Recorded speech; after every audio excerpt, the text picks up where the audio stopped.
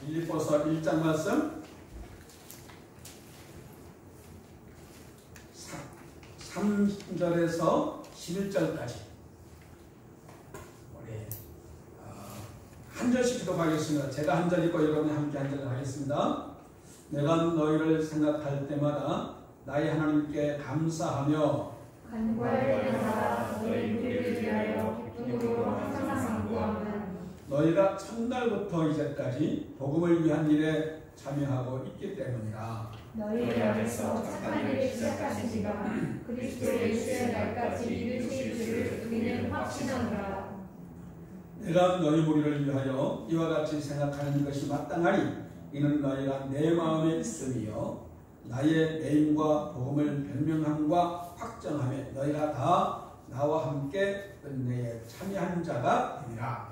내가 예수 그리스도의 심정으로 너희 무리를 얼마나 사모하는지 하나님이 내 증인이시니라. 내가 기도하노라. 너희 사랑을 지식과 모든 총명으로 점점 더 풍성하게 하사 너희로 지극히 선한 것을 분별하며 또 진실하여 흠없이 그리스도의 날까지 이와 같이 예수 예수 그리스도로 말미암아 의의 열매가 가득하여 하나님의 영광과 찬송이 되기를 원합니다.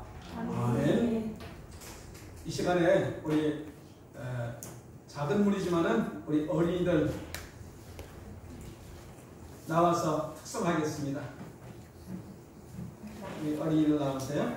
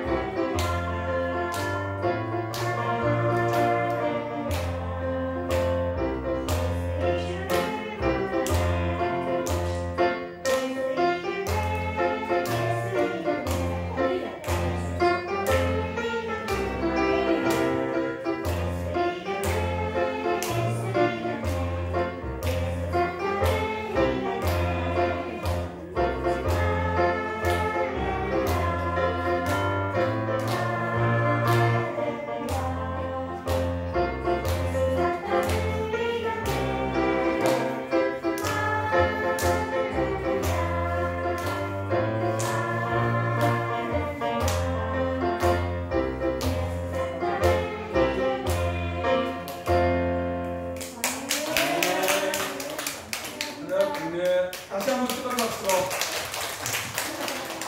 또 있어요?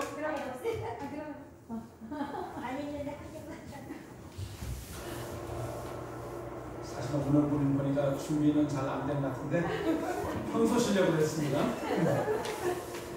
다음 주는 우리 자매님들 특성을 그냥 잘 준비해서 이제부터 서서히 출발합니다. 우리 열기를 시작으로 그렇게 하도록 하겠습니다.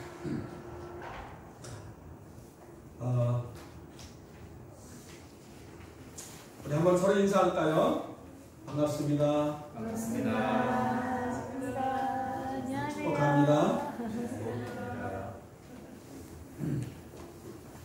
우리 사도 바울을 우리가 다 잘 알죠. 이 사도 바울이 정말 예수님을 만난 이후부터 생명을 다하여서 전심을 다해서 복음을 전했습니다. 아시아, 소아시아 지역이라고 합니다.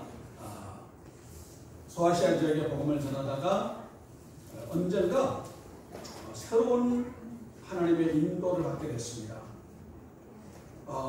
아시아 지역에서 복음 전하는데 하나님께서 아시아 지역에 가지 말고 유럽 지역으로 가라는 어느 한 사람을 통해서 건너와서 우리를 도우라 하는 그 음성을 듣게 됐습니다. 그래서 이 바울이 정말 낯설은 곳, 전혀 복음이 없는 그 유럽 지역으로 가게 됩니다. 마게도니아 지역이라고 하죠. 오른쪽에 그림을 제가 잠깐 액자를 보시면 이쪽이 이스라엘이 있는 지역입니다. 이스라엘 지역이고 이쪽이 에베소 교회를 중심으로 여기가 소아시아 지역입니다. 지금의 터키 지역. 이 소아시아 지역인데 이쪽부터는 유럽 지역에 속합니다. 그래서 이 소아시아 지역에서 복음 전하고 있는데 하나님께서 길을 막으시고 마게도니아 쪽에서 환상이 보이고 이 마게도니아 지역으로 가라라고 말씀했기 때문에 이 바울은 낯설은 곳이지만은 이 지역으로 가게 됩니다. 그래서 이 유럽 지역으로 가게 되는 첫 관문이 이 사도행전 16장에 나오고 있어요. 그래서 이 사도 바울은 하나님의 명령을 따라서 아시아 지역에서 복음 전하다가 2차 전도 여행 속에서 이제 유럽 지역으로 가게 됩니다. 유럽 지역으로 이제 마게도니아 지역이라는 곳에 넘어가는데 가니까 아는 사람도 없지, 좀 어디 가서 예배드리고 어디 가서 잠잘지 먹을 것도 막막하잖아요. 그래서 안식일 날이 돼서 이제 강가로 나갔습니다. 강가로 나가서 기도하려고 강가로 나가는데 거기서 누구를 만나는가 하면 우리가 잘 알고 있는 자색 옥감장수 루디아라고 있죠. 루디아라는 한 여성과 그 일행들을 만나고 이 바울이 그들에게 복음을 전하는데 이 루디아가 굉장히 감동받고 예수를 영접하고 루디아 집에 가서, 루디아는 평상시에 어려운 사람들 잘 도와주고 그러는 사람이었어요. 그리고 굉장히 부자였습니다. 그래서 자기 집에다가 바울 일행을 모시고 거기서 예배를 드리기 시작하는데 그 교회가 빌립보 교회라고 합니다. 그래서 유럽 지역의 첫 예배, 첫 교회가 빌립보 교회이고요. 이 빌립보 교회를 통해서 앞으로 유럽의 복음이 확산되고 지금은 이 유럽의 복음이 정말 나중에 많은 지역에 확산되면서 정말 프랑스, 독일, 영국 다 복음화가 되고 그 영국에서 복음이 아메리카 지역, 지금 미국 지역으로 넘어가게 되고 지금은 전 세계로 복음이 확산되는 계기가 됐는데 이 바울이 환상을 보고 하나님의 음성을 듣고 아시아 지역에서 유럽 지역으로 복음을 전하기 시작하는 것이 세상을 바꾸는 엄청난 역사가 있게 된 것입니다. 이 빌립보 교회는 그런 의미에서 굉장히 의미가 있는 교회가 되겠습니다. 그런데 이 바울이 이 빌립보서는 어떤 성경인가 하면은 바울이 나중에 그 빌립보 교회를 전도하고 교회를 개척한 이후에 섬기다가 로마로 이제 더 점점 간 겁니다. 로마로 가서 복음을 전하기로 했습니다. 그런데 로마 감옥에 갇혔어요. 나중에 감옥에 갇힌 이 바울이 빌립보 교회 소식을 들으면서 그리고 당시에 고린도 교회, 데살로니가 교회, 골로새 교회 여러 교회 소식을 들으면서 편지를 썼습니다. 편지를 써서 빌립보 교회에 편지를 보내는데 그 편지가 지금 우리가 읽는 빌립보서가 되는 것입니다. 그래서 감옥에서 썼기 때문에 빌립보서를 옥중서신이라고 그렇게 하죠. 그런데 이 빌립보서 옥중서신의 내용을 우리가 잠깐 한번 우리가 보면서 오늘 주님의 주신 말씀을 깨닫기 원합니다. 자, 우리 5절을 한번 보십시오. 5절 다시 보시면 너희가 첫날부터 이제까지 복음을 위한 일에 참여하고 있기 때문에 나는 너무나 감사하고 기쁘다. 3절부터 나오죠. 3절부터 내가 하나님 앞에 감사하며 너희 무리를 생각하면서 나는 너무 기쁘다 라고 얘기합니다. 그 이유는 너희들이 복음을 위한 일에 참여하고 있기 때문이다 라고 그렇게 얘기하는 것입니다. 이 빌립보 교회는 당시에 굉장히 어려운 여건 속에서지만은 열심히 교회를 잘 섬기면서 나중에 바울이 로마 감옥에 갇혔다는 소식을 듣고 로마로 가는 길이 어렵잖아요. 그 당시에 소포를 보낼 수 있는 것도 아니고 전화할 수 있는 것도 아니고 그래서 이 지금 요 마게도니아 지역에서 로마가 이쪽에 있습니다. 이쪽 지역으로 한번 간다는 게 결코 쉬운 일이 아니었어요. 그렇지만 이 빌립보 교인들은 사도 바울의 은혜를 감사하고 최선을 다해서 사도 바울과 그 인생들을 구원하고 돕고 그러면서 나중에 이 예루살렘의 소식을 듣습니다. 예루살렘은 복음이 시작되는 곳이지만은 예루살렘 교회가 굉장히 어려움 당하는다는 소식을 듣고 이 빌립보 교인들이 정말 여기서 예루살렘은 어디입니까? 지금은 비행기 타면 가면 되지만은 도저히 가기가 어려운 그곳에 예루살렘 교회를 위해서 열심히 구제하는 일을 합니다. 열심히 돈을 모아가지고 정말 우리도 어렵지만은 정말 예루살렘 교회에 우리가 영적으로 은혜를 입었으니 우리 물질적으로라도 돕자 이러면서 돕는 이야기가 사도행전에 나오는 것입니다. 그래서 이러한 소식을 바울은 감옥에서 들으면서 빌립보 교인들에게 너무나 감사하고 너무나 기쁘다. 당신들의 믿음과 헌신과 봉사와 섬김과 수고를 기억할 때 나는 너무나 감사하고 기쁘다. 그렇게 얘기하는 것이지요.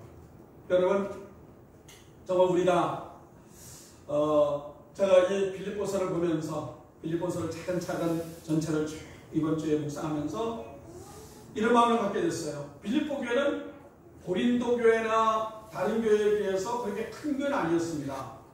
그러나 아주 순수함을 가지고 굉장히 열심을 다하여 하나님을 섬겼던 교회였습니다. 고린도 교회라든지 다른 교회들은 여러 가지 데살로니가 교회 문제들이 많았어요. 이단이 득세하기도 하고 율법주의 때문에 막 교회 안에서 펜이 갈라지기도 하고 많은 아픔과 갈등이 있었지만은 빌립보 교인들은 영적으로 믿음으로 하나가 돼가지고 정말 서로 뜨겁게 사랑하고 비록 작지만은 결집력이 있었기 때문에 더 많이 선교하고 헌신하는 일들을 많이 했다는 거예요.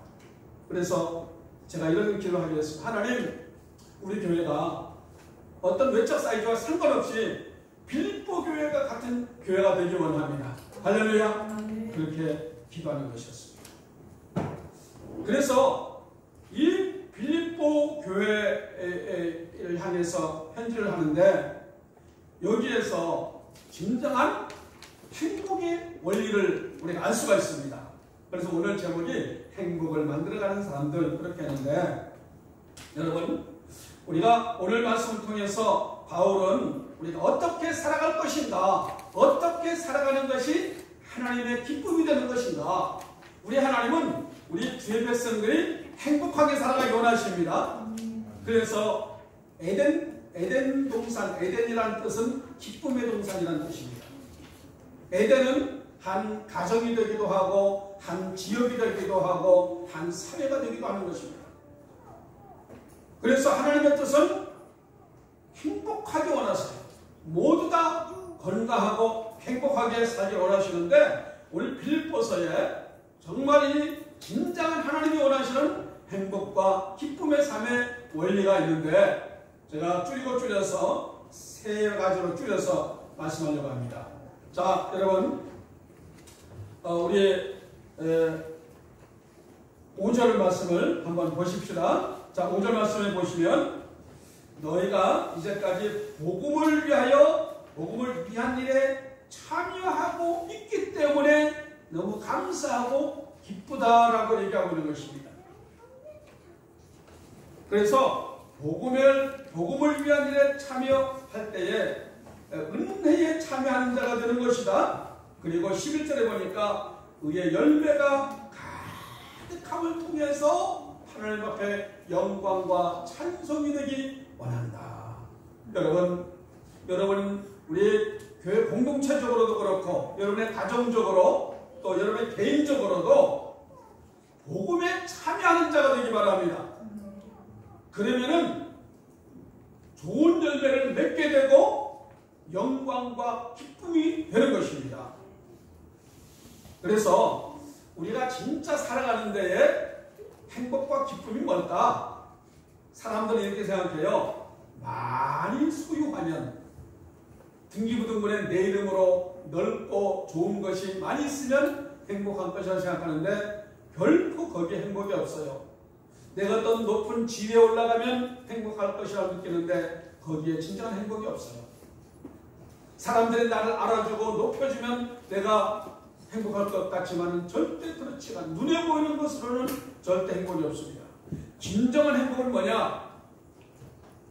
복음을 위한 일에 참여해서 다른 사람들 섬김을 통해 가지고 거기에 진정한 보람과 기쁨과 행복의 은혜가 있게 되는 줄 믿습니다. 그래서 의의 열매가 가득해야 되는 거예요. 의는 뭡니까? 예수님이 참된 의지요. 예수님의 말씀대로 살아갈 때에 의의 삶이 될 수가 있어요. 그래서 우리 주기도문 하늘에 계신 우리 아버지 이름을 거룩하게 여기시며 아버지 나라가 이 땅에 이루어지기 원합니다. 우리는 주기도문을 자주 하죠. 한마디로 하나님의 뜻이 이 땅에 이루어지기 원하고 하나님의 뜻이 우리 가정에 내 마음속에 우리 교회에 이루어지기 원합니다.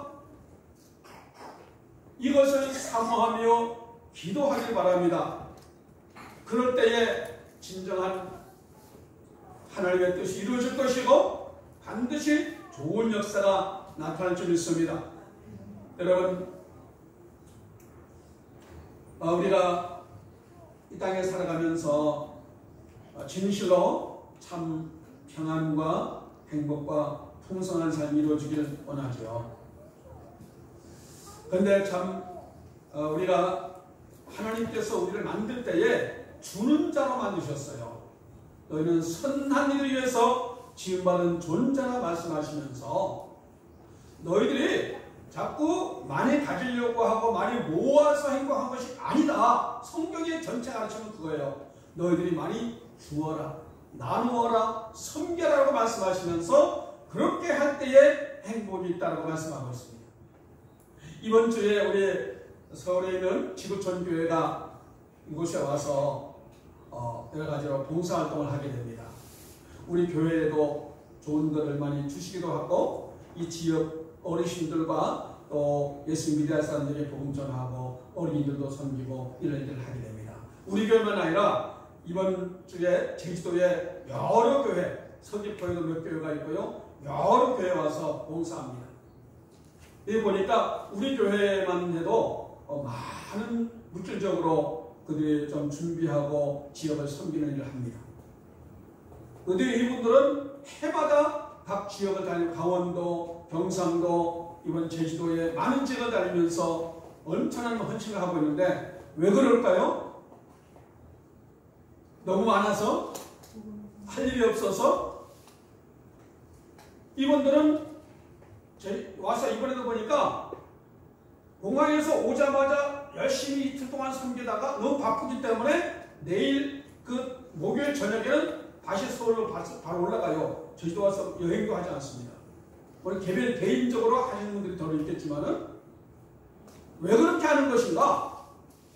봉사하고 나누고 섬기는 이 성경적인 원리와 기쁨을 알기 때문에 그들은 기꺼이 내 주머니를 털면서 시간을 내면서 그렇게 하는 것입니다.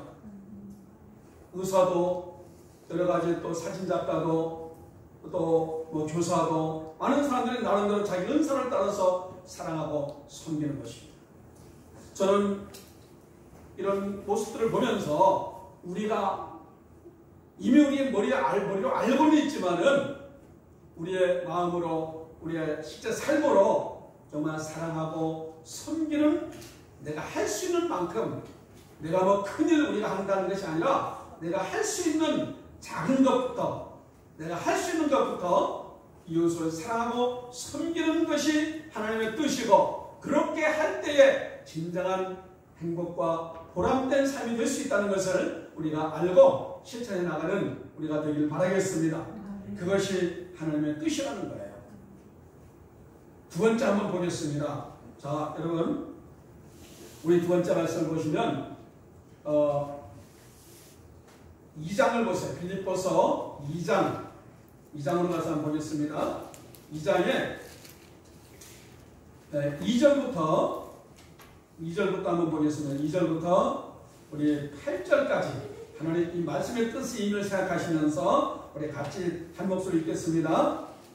마음을 같이 하여 같은 사랑을 가지고 뜻을 합하며 한 마음을 품어 아무 일이든지 다툼이나 혼용으로 하지 말고 오직 겸손한 마음으로 각각 자기보다 남을 낮게 여기고 각각 자기 일을 돌아볼 뿐더러 또한 각각 다른 사람들의 일을 돌보아 나의 기쁨을 충만하게 하라. 너희 안에 이 마음을 품으라. 곧 그리스도 예수의 마음이니 그는 근본 하나님의 본체이시나 하나님과 동등됨을 취할 것으로 여기지 아니하시고 오히려 자기를 비워 종의 형체를 가지사 사람들과 같이 되셨고 사람의 모양으로 나타나사 자기를 낮추시고 죽기까지 복종하셨으니 곧 십자가에 죽으시리라.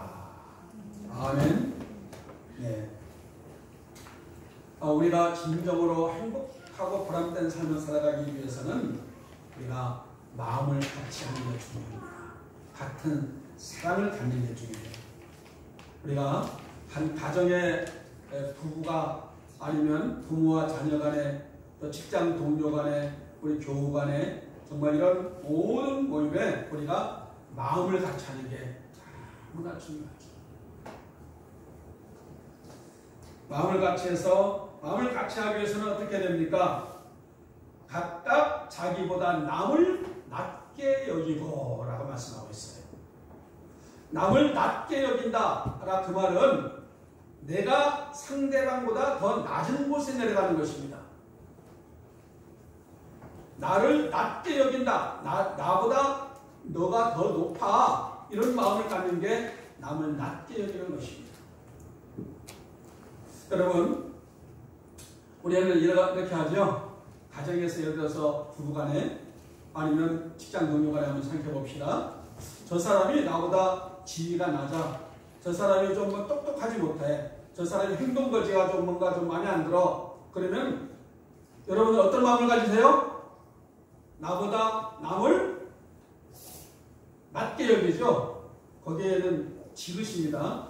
나보다 남을 높게 여기는 것은 시옷이고 나보다 남을 낮게 여기는 겁니다. 그런데 오늘 성경 말씀 보니까 여기 3절에 나오죠. 자기보다 남을 낮게 여기고 더 높게 생각하는, 내가 더 낮은 곳에 가야 된다는 것입니다. 정말 어려운 거, 쉬운 거 아니에요. 그렇잖아요. 우리는 어떤 이견의 대립이 왜 생깁니까? 당신이 틀렸어, 내가 옳아, 이러기 때문에 내 것을 주장하는데 저쪽은 또 나하고 의견이 다르네. 그래서 서로 의견이 다르게 주장하기 때문에 거기에 문제가 생기는 거죠. 그런데 내용적으로 이유와 상관없이 상대방을 나보다 더 낮게 여기라 하는 것입니다.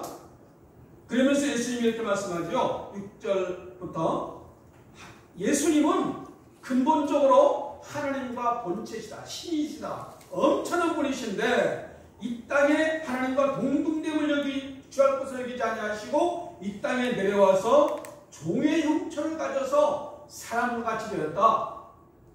신이신 전능하신 하나님이 인간으로 내려와서 인간 중에도 가장 밑바닥에 정말 마구간에 오시고 가장 자기 집도 없이 정말 생고생을 하다가 가장 비참하게 돌아가시면서 제자의 발을 씻기시고 섬기는 모습을 보이셨습니다. 그래서 예수님께서 나를 본받는 자가 되라 라고 말씀하고 있는 것입니다. 5절에 보니까 너희 안에 이 마음을 품어라 곧 예수의 마음이니. 우리가 너무나 중요한 이야기인데 우리는 너무나 잊고 살아가는 게 많아요. 예수님의 마음보다는 내 마음이 중요해. 내가 무시당하고 싶지 않고 내가 인정받고 싶고 내 뜻대로 되고 싶은 그 마음 때문에 나의 권리를 주장하기 때문에 온 세상에 정말 국회의원 정치인부터 시작해서 온 사회에 문제가 생기는 것이 내가 더 높아져야 되고 내 뜻대로 관철돼야 되고 내 뜻이 성취돼야 되라고 생각하고 있기 때문에 온 세상에 문제가 생기는 것입니다. 그런데 예수는 예수의 마음을 품어라, 상대방을 더 높게 여겨주라 라고 말씀하고 있는 것입니다.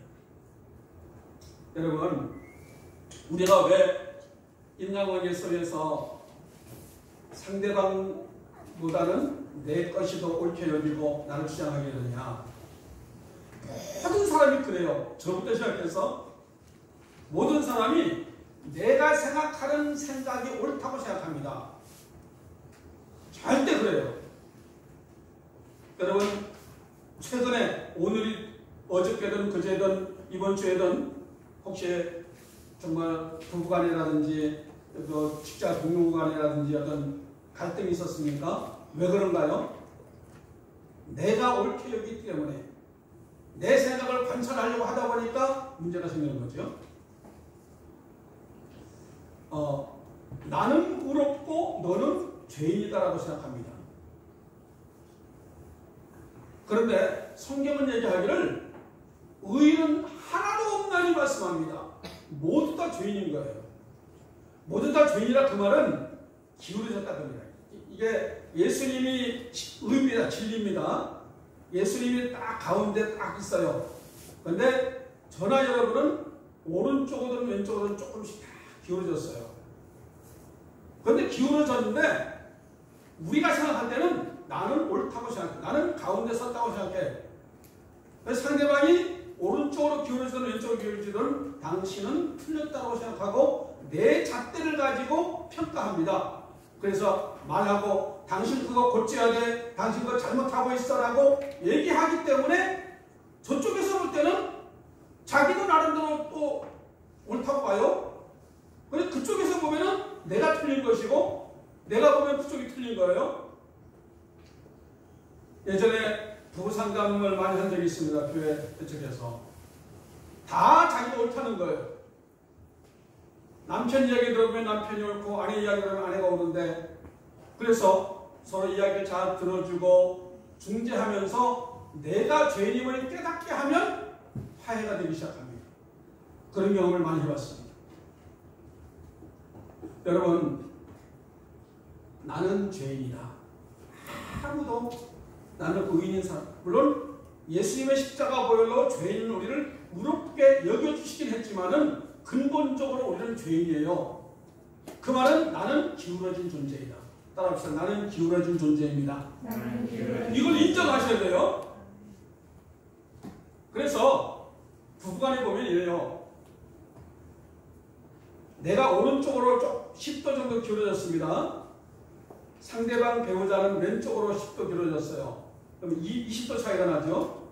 그런데 나는 옳다고 생각하기 때문에 간격이 20도가 생기는 겁니다. 그러면 상대방을 10만 잘못된 게 아니라 20 잘못됐다고 평가합니다. 당신이 20 잘못됐어? 그러니까 상대방은 당신이 20 잘못됐어라고 합니다. 항상 거기서 문제가 생깁니다. 내가 생각하는 원칙과 기준대로 상대방을 내 편으로 돌려놓으려고 하다 보니까 문제가 생기는 거예요. 이걸 우리가 분명히 아셔야 됩니다.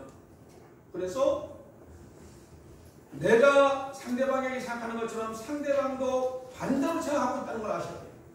여당과 야당을 한번 보세요.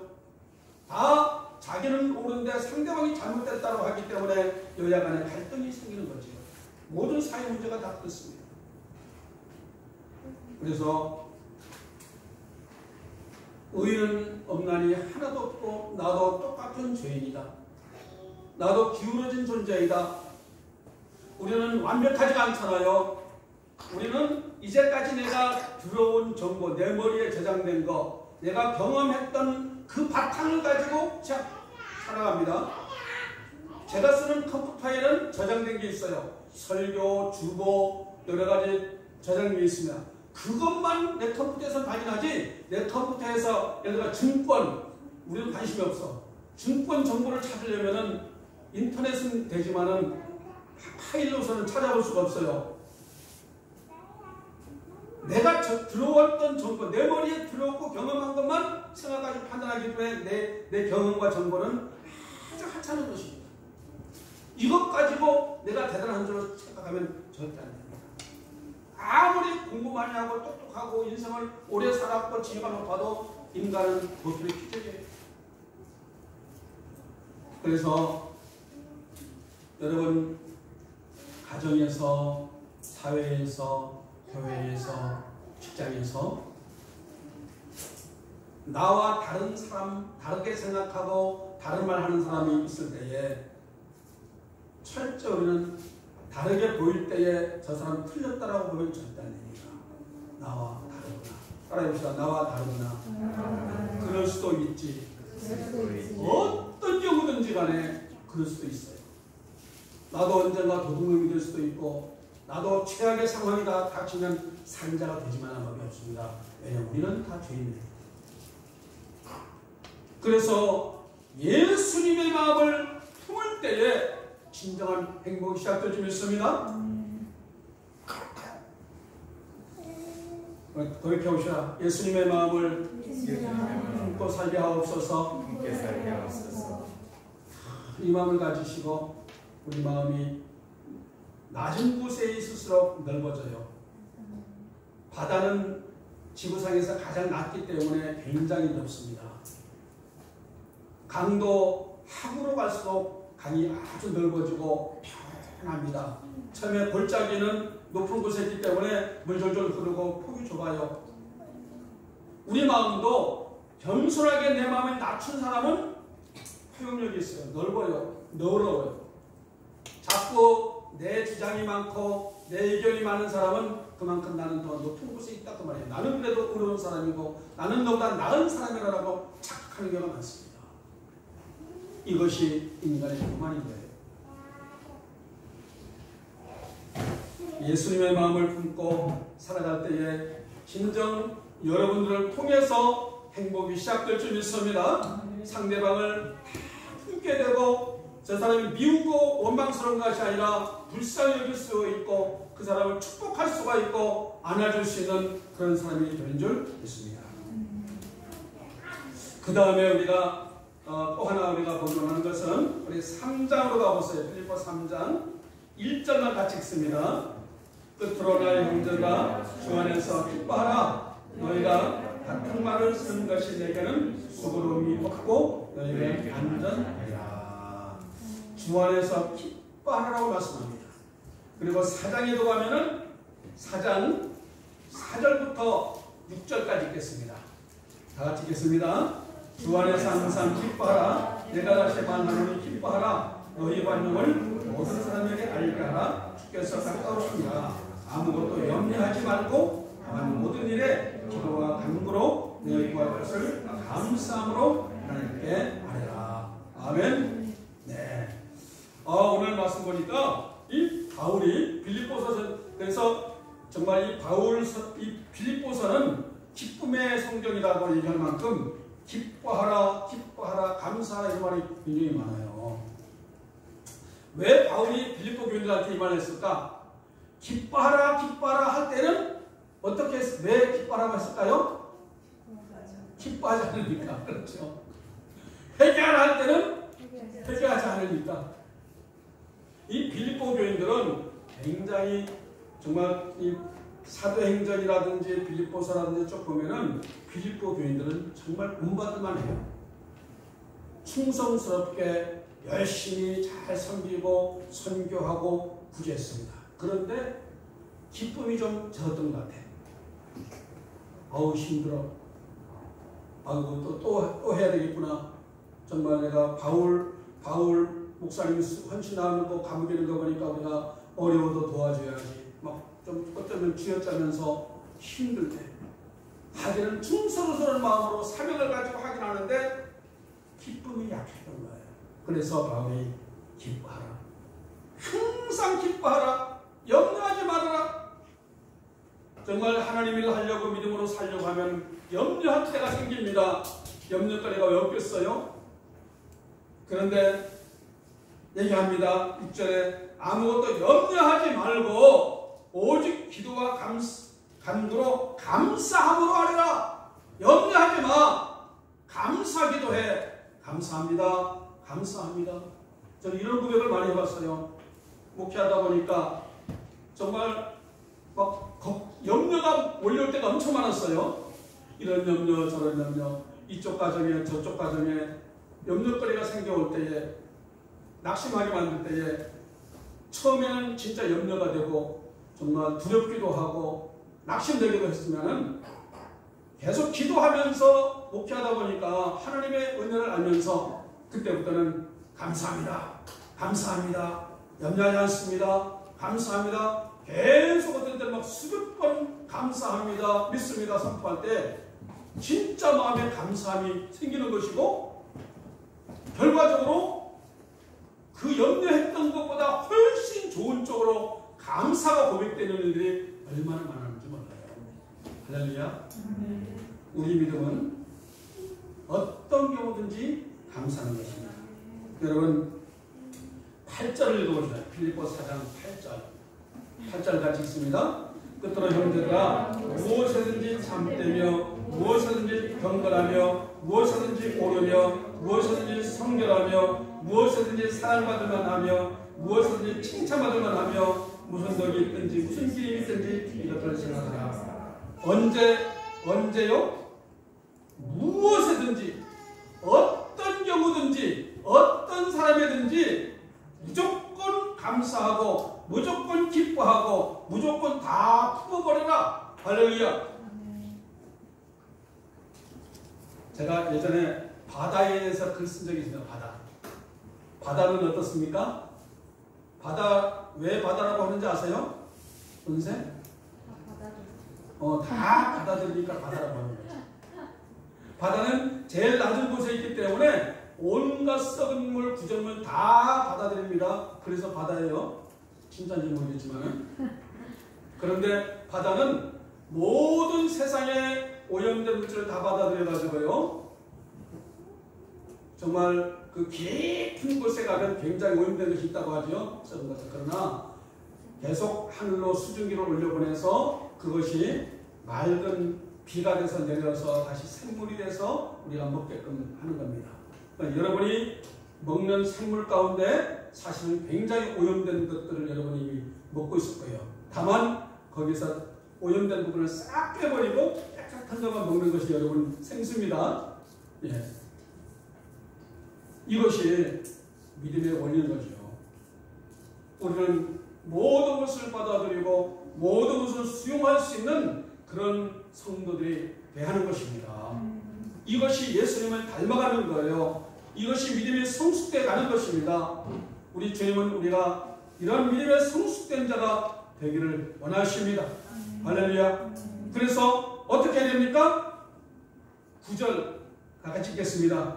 너희는 내게 배우고 받고 듣고 본 바를 어떻게 하라? 행하라. 그렇습니다. 지식으로만 알고 있으면 안 돼요. 행해야 되는 것입니다. 여러분, 무조건 순종하라고 주님 말씀하고 있어요. 조건이 없어요. 여러분의 환경에 가정적으로 볼 때에 받아들이기 힘든, 정말 내팽개치고 싶은 그런 일들이 있을지 모르겠어요. 나를 여러분들 행복하게 못하는 게 뭐 있습니까? 남편 때문인가요? 아내 때문인가요? 자녀 때문인가요? 돈 때문인가요? 건강 때문인가요? 어느 누구 때문에, 무엇 때문에 나를 행복하지 못하게, 기뻐하지 못하게 하고 있다면 우리 주님은 무엇이든지, 어떤 경우든지, 어떤 사람에게든지 무조건 수용하고 무조건 감사하라, 무조건 기뻐하라, 이것을 행해라, 실천하라고 말씀하고 있습니다. 이것이 복음입니다. 여러분, 우리가 비록 여러분의 마음은 정말 내가 버릴 수도 없고 품잔이 너무나 부담되고 나를 힘들게 하고 그런 것이 설령 있을지라도 바울이 그렇게 했잖아요. 나는 풍부에 처할 줄도 알고 궁핍에 처할 줄도 알고 일체의 비결을 배웠다. 그 밑에 나오죠. 여기 12절을 같이 넣어보세요. 12절. 나는 비천에 처할 줄도 알고 궁부에 처할 줄도 알아. 모든 일 곧 배부름과 배고픔과 풍부와 궁핍에 처할 줄 아는 일체의 비결을 배웠다. 이것이 저의 고백이 되기 원하고 여러분들의 고백이 되기 원합니다. 우리는 때로는 정말 여러 가지 어려움의 그 경험을 다 해봤을 거예요. 이 연단을 통해서 우리는 마음이 넓어지는 것입니다. 더 낮아지는 것입니다. 다 품을 수 있고 다 받아들일 수 있는 그런 사람이 되는 것입니다. 그때 진정한 행복이 있는 것입니다. 조건적인 행복은 진짜 행복이 아니에요. 그거는 세상의 행복입니다. 하나님이 원하시는 행복은 무조건적인 행복입니다. 바울은 감옥에 갇히던, 정말 채찍으로 얻어맞던 지하 감옥에서 언제 죽을지 말지 모르고 너무 추워서 밤잠을 못 자는 잠이 있어도 바울은 나는 항상 기뻐한다라고 고백해요. 환경이 어떤 환경, 내가 곧 내 죽는 한이 있어도 바울은 그것 때문에 나를 힘들게 하고 나 우울하게 만드는 것이 바울은 없는 것입니다. 그러한 영성을 소유했습니다.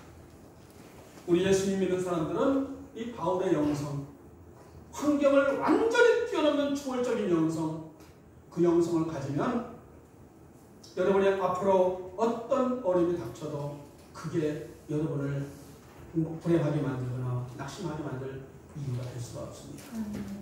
이러한 믿음을 가져버리면 마귀도 건넬 줄 믿습니다. 아니, 저 사람은 건드려봐도 안 되네?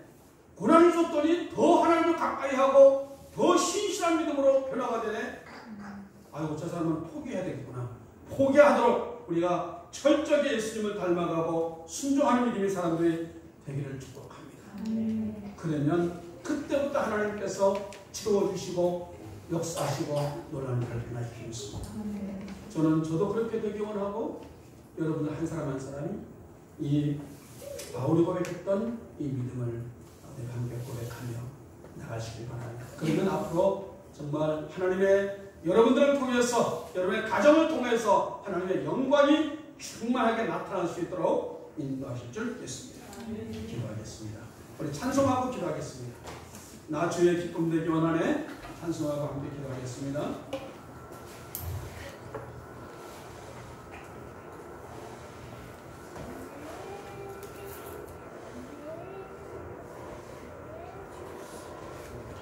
주님 앞에 고백하는 마음으로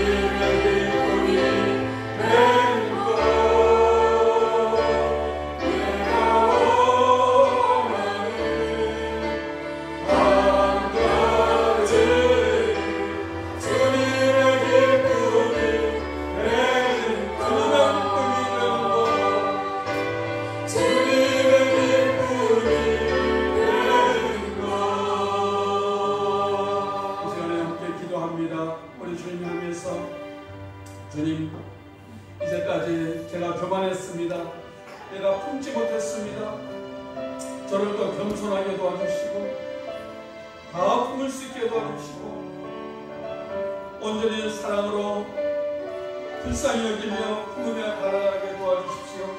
여러분의 배우자를 위해서 기도하고 여러분의 자녀와 부모님을 위해서 형제를 위해서 또 직장과 사회 속에서 나를 힘들게 된 사람을 축복하시면서 기도합니다. 그리고 여러분의 아는 분 중에 정말 나의 극렬한 사랑이 필요한 그 사람의 이름을 부르면서 주님 앞에 기도하겠습니다. 할렐루야. 하나님 도와주세요. 하나님 붙잡아 주세요. 하나님을 주시옵소서. 아버지 정말 사랑으로 풍요로운 말씀 우리 아버지께서 전해 주시옵소서.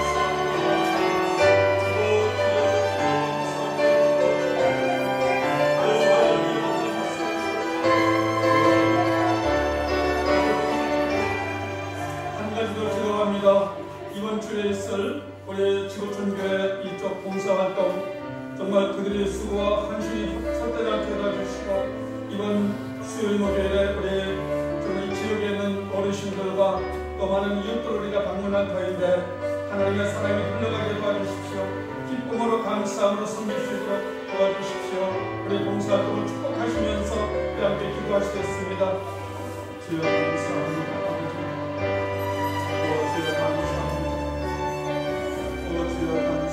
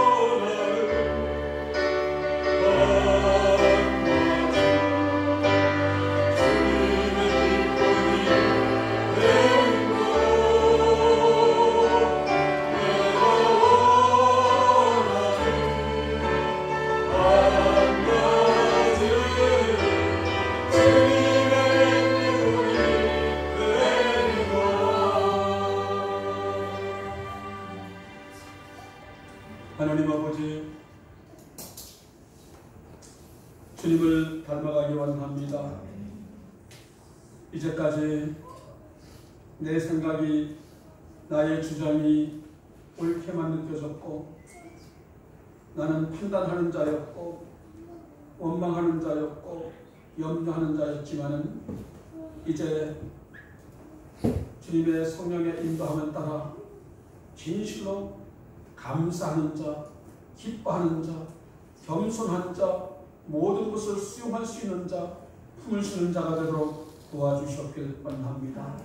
그리할 때에 나를 통해서 진정한 행복이 시작될 것이고, 나 때문에 상처받았던 사람들의 심령이 치유가 될 것이고, 진정한 하나님의 원하는 회복의 역사가 나타날 줄 믿습니다.